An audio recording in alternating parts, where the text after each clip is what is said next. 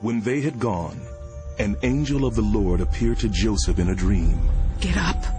Take the child and his mother and escape to Egypt. Stay there until I tell you, for Herod is going to search for the child to kill him.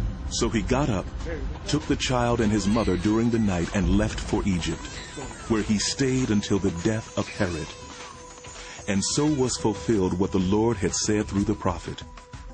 Out of Egypt I called my son. After Herod died, an angel of the Lord appeared in a dream to Joseph in Egypt and said, Get up, take the child and his mother, and go to the land of Israel. For those who are trying to take the child's life are dead. So he got up, took the child and his mother, and went to the land of Israel.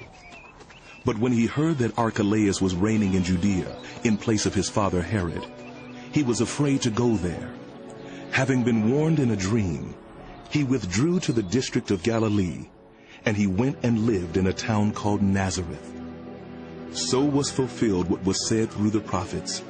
He will be called a Nazarene.